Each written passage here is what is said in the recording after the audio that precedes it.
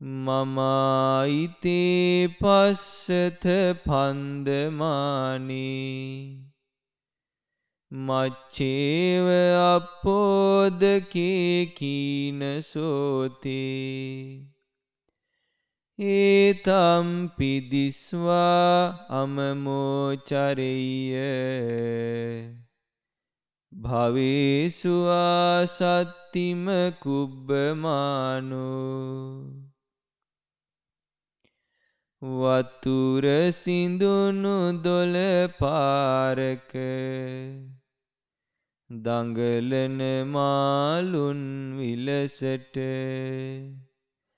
මගේ මගේ යයි සිතමින්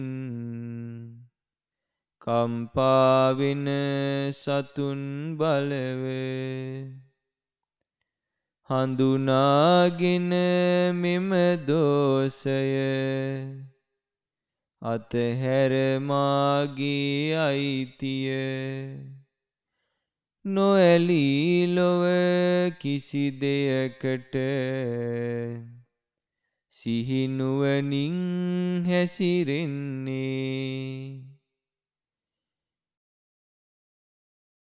නමෝ බුද්ධාය. හැම දිනාටම තිරුවන් සරණයි. අපගේ ගුරු දේවෝත්තම පින්වත් ලොකු ස්වාමීන් වහන්සේට අප හැම දිනාගේ নমස්කාරය වේවා. සාදු සාදු සාදු. ගරුතර මහා සංඝරත්නයන් අවසරයි. ශ්‍රද්ධාවන්ත පින්වත්නි, ගුහට්ටක සූත්‍ර දේශනාවේ බුදුරජාණන් වහන්සේ පෙන්වලා දුන්නා මේ සත්‍යයන් භවයට වැටිලා භවයේ සැරිසරා යනකොට ඒ භවය නිසාම දුකටපත් වීම ගැන. ඊළඟට බුදුරජාණන් වහන්සේ පෙන්වනවා, භික්ෂුන් වහන්සේලාට පෙන්වා දෙනවා බලන්න කියලා මේ සත්‍යයන්ගේ ඇත්තම ස්වභාවය මරණාසන්න මොහොතේදී. භාග්‍යතුන් වහන්සේ වදාලා මමයිතේ පස්සත පන්දමානි. මමත්වයේ නිසා මේ සත්වයන් ගැහෙන හැටි, ඊළඟට පීඩාවට පත් වෙන හැටි බලන්න. මච්චේව අපෝදකේ කීන සෝතේ. උපමාවකින් දේශනා කරනවා ඒක හරියට මේ වගේ වතුර නැති මඩවලක දඟලන මාළු වගේ කියලා. මාළු වතුර නැත්තම් මාළුවාට ජීවත් වෙන්න බෑ. මාළුවා මරණයටපත් වෙනවා. මැරෙන්න කලින් ඒ සතා ගැහිලා තමයි මරණයටපත් වෙන්නේ. එතකොට ඒ වගේ මේ සත්වයන් මමයිත කියලා කියන්නේ මගේයයි ගැනීම. මගේයයි මේ ලෝකයට අයිති දේවල් පිළිබඳව තමන්ගේයයි සැලකීම. ඒ සැලකීම තුළ ඇති වෙන කම්පනය. ඒ නිසා ඒතම්පි දිස්වා අමමෝචරෙය්‍ය. ඒ කාරණාව දැනගෙන මේ සත්වයන්ගේ කම්පණයටපත් වීම දැනගෙන අමමෝචරෙය්‍ය. මගේයයි කිසිවක් නොගෙන හැසිරෙන්න. භවේසු ආසත්ති මකුබ්බමානෝ. මේ ලෝකේ භවයට අයිති කිසිවකට නොඇලී සිහිනුවණින් යුතුව ඒ සියල්ල ඒ දෝෂයන් දැනගෙන සිහිනුවණින් යුතුව ඒ සියල්ල අතහැරලා දාන්න කියලා භාග්‍යවතුන් වහන්සේ වදාලා. මේ ගාථාව පද 4කින් යුක්ත වුණාට මෙතන තියෙනවා පින්වත්නි විශාල අර්ථයක්. අපිට දකින්න ලැබෙනවා මේ ලෝකේ බොහෝ දෙනෙක් කියන්නේ වැඩි පිරිසක් භාග්‍යවතුන් වහන්සේ වදාලේ නියසිල මත තියලා පස්වල්පයක් මෙන්න මේ වගේ ප්‍රමාණයක් තමයි මේ සංසාර දුකින් නිදහස් වෙන්නේ කියලා භාග්‍යවතුන් වහන්සේ වදාළේ. ඒක බුදුරජාණන් වහන්සේගේ අවබෝධය. ඒක ඒකාන්ත සත්‍යයක්. දැන් බලන්න පහුගිය කාලේ නොයේක් ව්‍යසන නිසා රෝග ව්‍යසන වලින් ඊළඟට ගම් වතුර මුහුද ගොඩ ගලලා භූමිකම්පා මේ ආදී නොයේක් ව්‍යසන වලින් මේ අපේ ජීවිත කාලය තුළ අපි කොයිතරම්නම් අහන්න ලැබුණද මිනිස්සුયો මෙරි යනවා. ඊළඟට සත්ත්ව ලෝකයේ තුල නම් කොයිතරම් ව්‍යසනයක් ඇද්ද? මේ හැම තැනකදීම මේ සත්වයාට හානිය පිණිස පවතින්නේ තමන්ගේයි ගත්තු හැඟීමෙන් මේ ලෝකෙට බැඳී සිටීම. දැන් බලන්න අපි ගත්තාම මේ කය අපිට අතහරින්න පුළුවන් වේද අපි මරණාසන්න මොහොතේ. අපි හිතමු දැන් අපි වාඩිලා ඉන්න යම් තැනක් ඇතනම් මේ තියෙන ගොඩනැගිල්ලක් ඇතනම් එකපාරටම භූමිකම්පාවක් ඇති වෙලා මොනවා හරි ප්‍රශ්නකින් මේ ගොඩනැගිල්ල කඩා වැටෙනවා තමන්ගේ හිස මතට. ඒ කඩා වැටෙනකොට අපිට පුළුවන් ද ඒ වේදනාව දැන් කොච්චරනම් කායික වේදනාවක් අපිට දැනේද? සාමාන්‍යයෙන් හිතන්නකෝ අපිට උණක් හැදුනහම උණෙහිඹිරිස්සාවක් හැදිලා අසනීපයක් සාමාන්‍ය අසනීපයක් හැදිලා නැත්නම් අතප්පය තුවාල වෙලා පොඩ්ඩක් ඒ වගේ වෙලාවට අපි කොයිතරම්නම් කායික වේදනාවක් කායික අපහසුාවක් අපි විඳිනවද? එහෙම විඳිමින් අපි ඒ දේ ප්‍රතික්ෂේප කරනවා. ඒක අපි හොඳට හිතලා බැලුවොත් කොයිතරම් ප්‍රතික්ෂේප කිරීමක් අපේ හිතින් ඒකේ සිද්ධ වෙනවද කියලා ඒ කාරණා සම්බන්ධයෙන් අපි ඒක සමහරලාට හිතන්නවත් කැමති නැහැ. ඒ වගේ වේදනාවක් ඇති නොවේවා කියලා අපි ප්‍රාර්ථනා කරන්නේ. නමුත් අවසාන කාලයේ කෙනෙකුට පිළිකා හැදිලා එහෙම නැත්නම් මොන හරි අනතුරක් වෙලා වාහනයක යනකොට ඒ අනතුරකටපත් වෙලා මරණයටපත් වෙන්න ආසන්න වෙනකොට මේ කයෙහි ජීවිතය පවත්වන්න කොයිතරම් කැමැත්තක් මේ හිතට ඇති වේද? ඒ කායික ස්වභාවය තුළ ජීවිත ඉන්ද්‍රිය පැවැත්වීමට අපි ආසා කරනවා. සත්‍ය ආසා කරනවා ඒකට. ඒ ආසාව නිසාම ජීවිත ඉන්ද්‍රිය කෙරෙහි තියෙන අපේක්ෂාව කැමැත්ත ඒ නැති වෙයි කියන බය තැති ගැනීම නිසාම කුසලයක් තුළ හිත පිහිටන්නේ නැතුව යා මේ ජීවිතය ගැන ආසාවෙන් කයේ විඥානයේ පිහිටන්න විදිහක් නැහැ. නමුත් මැරෙනවා. ඒ මැරිලා ඒ කායිකව තිබිච්ච ආසාව නිසා ඒකේන උපදිනවා പ്രേත ලෝකේ. එහෙම නැත්නම් අසුර ලෝකේ. එහෙම නැත්නම් එක්ක තරහක් ඇති වුණා නම් යක්ෂ ලෝකේ.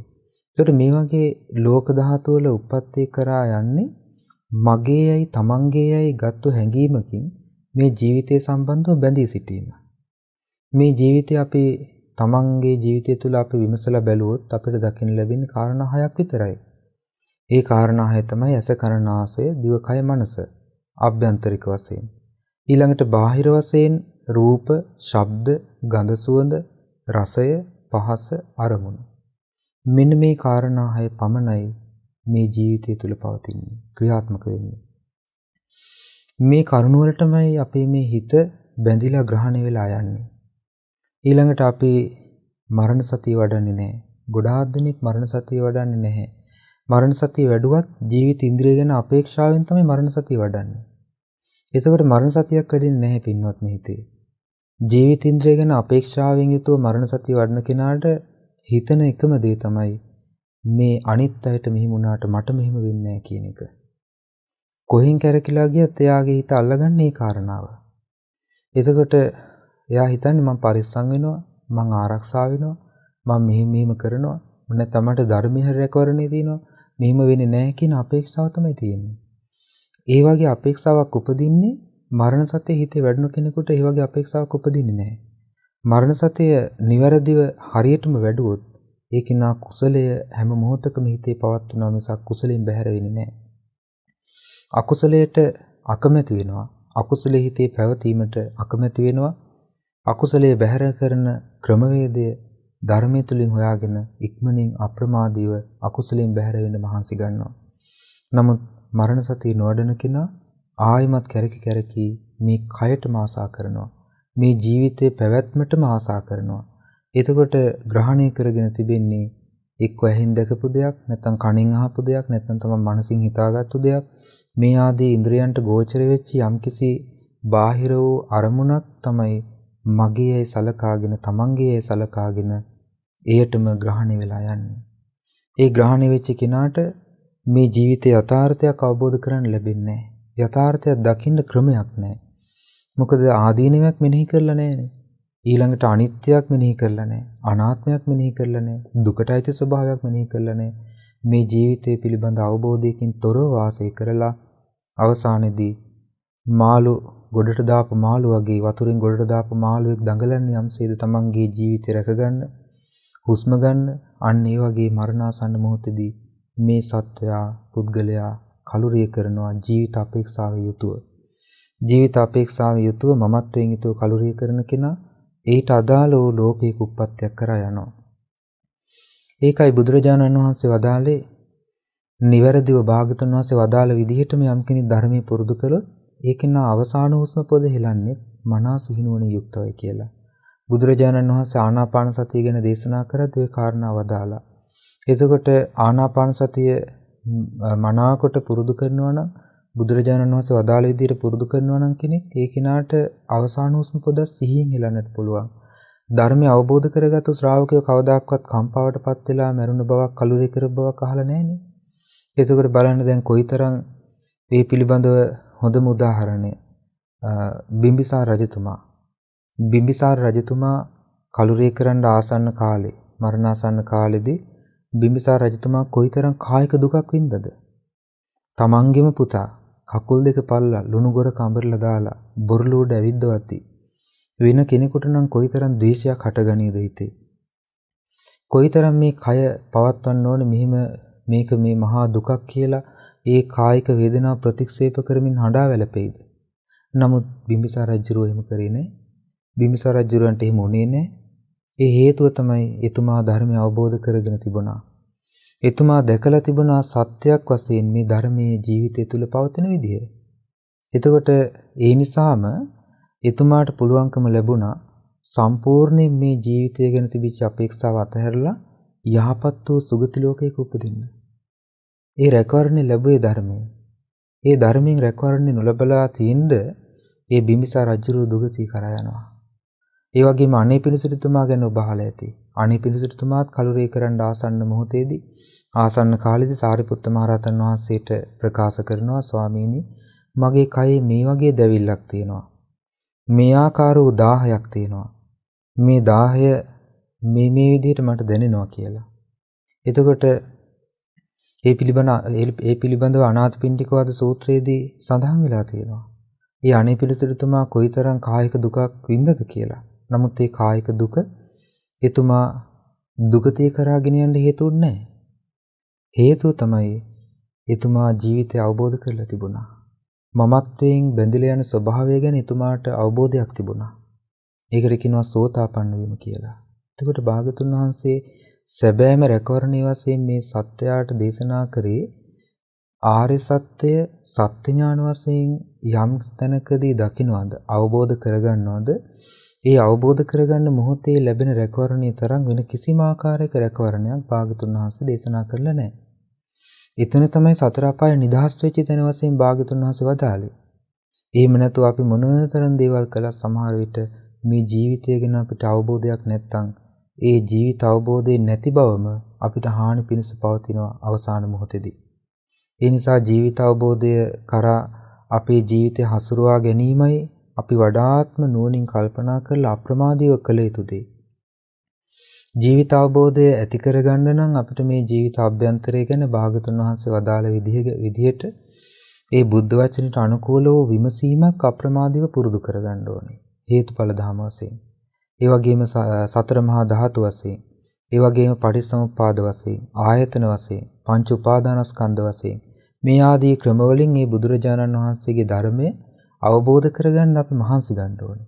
ඒ කැපවීම තුළ තමයි පින්වත්නි අපට ඒ ධර්මයෙන් සැබෑ රැකවරණය සකස් කරගන්න තියෙන්නේ. ඒ ධර්මයෙන් සැබෑ රැකවරණය සකස් කර නොගන්නා තාක්කල් අපිට බුදුරජාණන් වහන්සේ වදාළ විදිහට මේ සසර ගමනේ තියෙන භයානක පැත්තට අපි යොමු වෙලා යනවා මිසක් බුදුරජාණන් වහන්සේගේ ධර්මයෙන් සැබෑ විසඳුම අපි ලබා නොගන්නා තාක්කල් සතර අපාය නිදහස් වෙන්න පුළුවන්කමක් ලැබෙන්නේ නැහැ.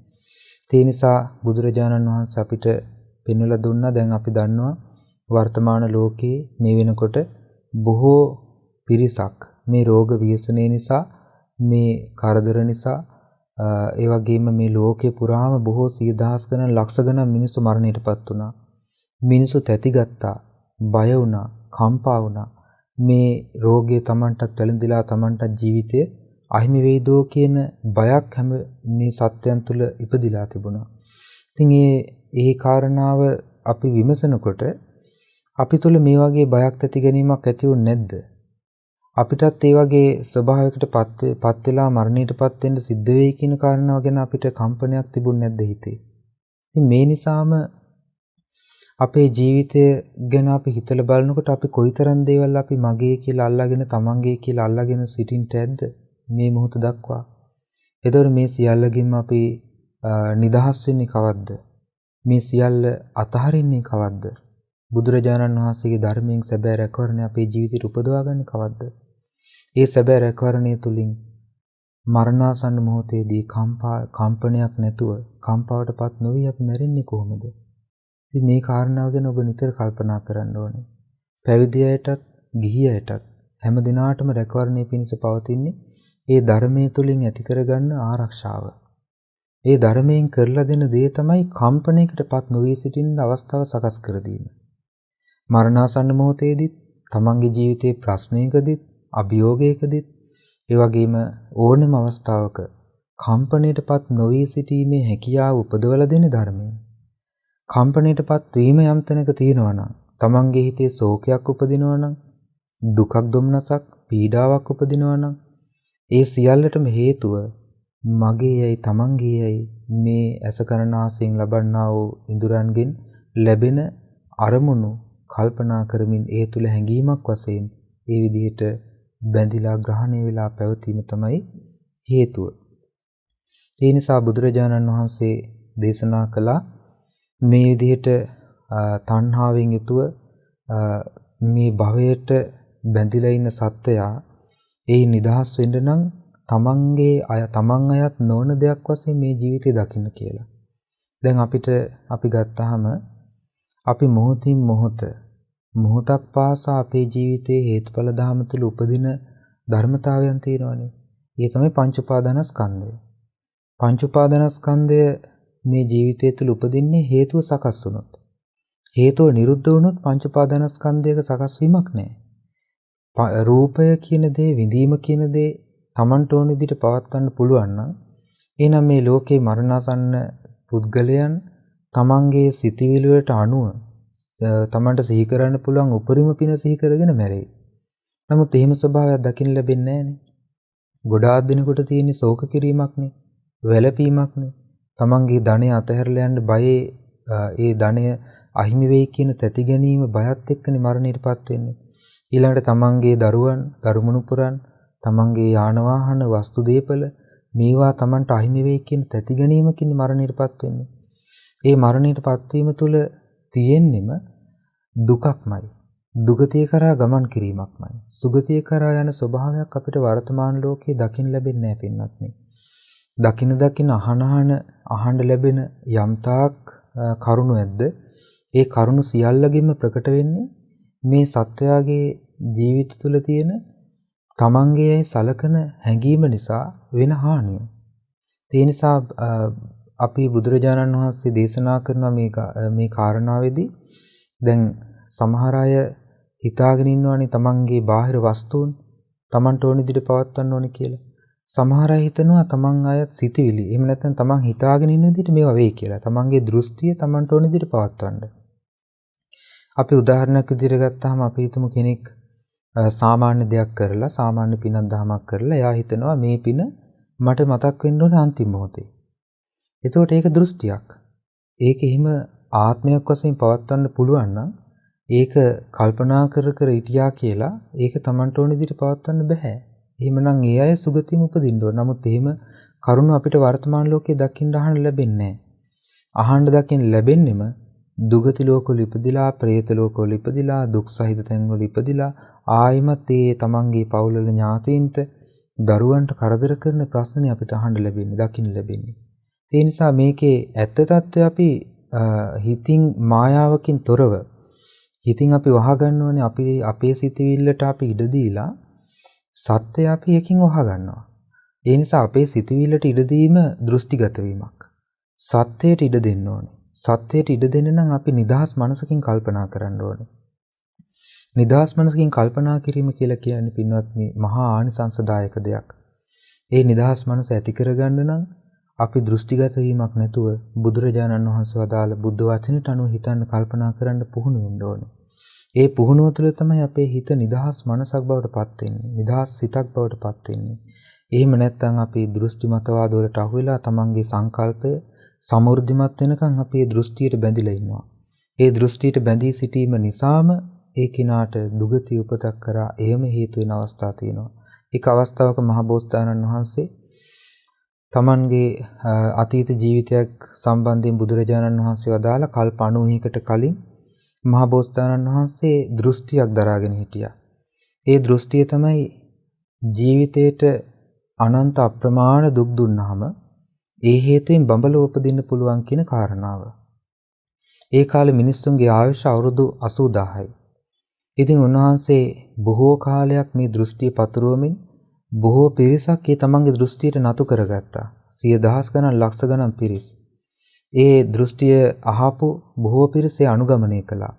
අවසානයේ අවුරුදු 100,000 ගණනක් ගෙවිලා ගියාම බෝසතාණන් වහන්සේ කලුරිය කරන්න ආසන්න වෙනකොට උන්වහන්සේට ප්‍රකට වෙන්න පටන් ගත්තා නිරේ උප්පත්තිය පිණිස නිමිති.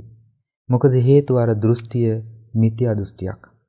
උන්වහන්සේ කල්පනා කළා ඒ මොහොතේම මේ දෘෂ්ටිය වැරදි එකක්. මේ හේතුවේ මේ ශරීරයට දුක් දීම නිසා බඹලව උපදිනවා කියන එක අසත්‍යයක් කියලා ඒ මොහොතේම දෘෂ්ටිය අතහැරියා. ඒ දෘෂ්ටිය අතහැරලා උන්වහන්සේ දිව්‍ය ලෝකේ උපන්නා. සුගතිය ඉපදුනා දෘෂ්ටිය අතහැරීම නිසා. නමුත් උන්වහන්සේ කියලා දුන්නේ වැඩපිළිවෙල අනුගමනය කරපු අනිත් 100,000 ගණන් ලක්ෂ ගණන් පිරිස් කොයිතරම්නම් නිරේගාමී වෙන්නේ නැද්ද? නිරේ කරා යන්න ඇද්ද? එතකොට හේතුව තමයි තමන්ගත දෘෂ්ටිය අත් නොහැරීම. එතකොට මේ වගේ අපි දෘෂ්ටිගත වීමකින් තොරව ඒ වගේම බාහිර වස්තුන් තමන්ගේ සැලකීමකින් තොරව ඒවා අනිත්‍ය වූ ධර්මතාවයට අයිති බව, දුකට අයිති බව, අනාත්ම බව, තමන්ගේ වසඟේ පවත්වන්නට නොහැකි බව තේරුම් අරගෙන මේ යථාර්ථය ගැන කල්පනා කරොත් අපිට මරණාසන්න මොහොත යහපත් මොහොතක් බවට පත් කරගන්න පුළුවන්.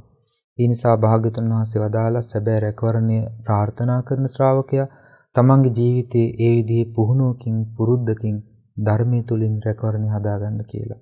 ඒ නිසා මේ ගාථා රත්නයෙන් කියවෙන මේ උතුම් දහම් කරුණ ඔබටත් අප සියලු දෙනාටමත් ඒ උතුම් රැකවරණය පිණිසම උපකාර වේවා. සාදු සාදු සාදු.